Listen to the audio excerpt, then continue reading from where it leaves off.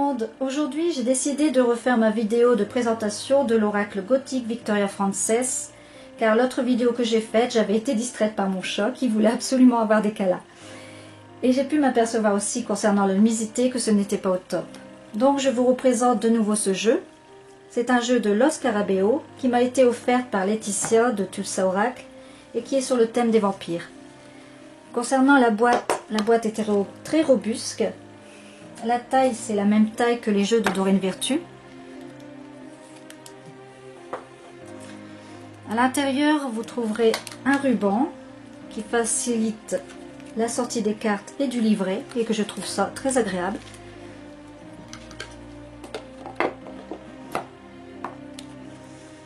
Alors, le livret, il est en multilingue. Il y a une partie bien sûr en français qui se trouve à la page 87. Je vais vous lire un petit peu ce qu'ils disent. Mêlant des images inquiétantes et romantiques, l'oracle de Victor Frances révèle votre voix intérieure. Il vous encourage à sortir de situations qui vous donnent un sens de sécurité et à penser librement aux différentes options qui se présentent à vous. À travers ces cartes, vous découvrirez que vous êtes maître de votre destin. Alors, vous pouvez aussi faire la carte du soir et la carte du jour. Alors, il peut être utilisé soit pour la divination, pour connaître l'avenir, soit comme source d'inspiration, pour comprendre et intérioriser le passé. Le matin, juste avant de commencer la journée, vous tirez une carte en vous demandant que va-t-il se passer aujourd'hui.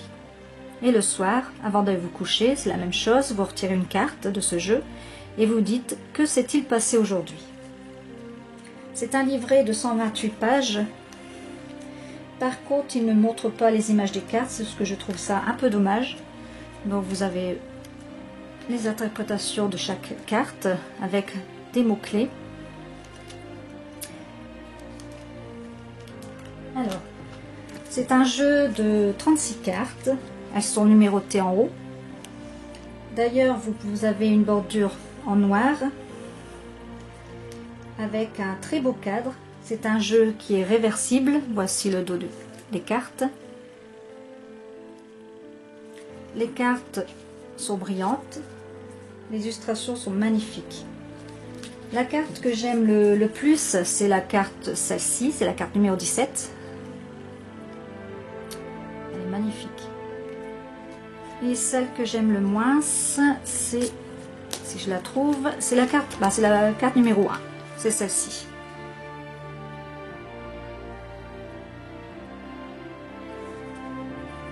Alors, mais je trouve quand même que c'est un super oracle. Pour la tranche des lames, vous les trouverez de cette couleur, un peu grise. Mais moi, je vais les mettre en noir. Ça rend le jeu plus joli, je trouve. Pardon. Alors, maintenant, je vous laisse découvrir les lames une par une. Je vous fais de gros bisous et je remercie encore Laetitia. Si tu passes par là, je te fais de gros bisous également. Et moi, je vous dis à très bientôt.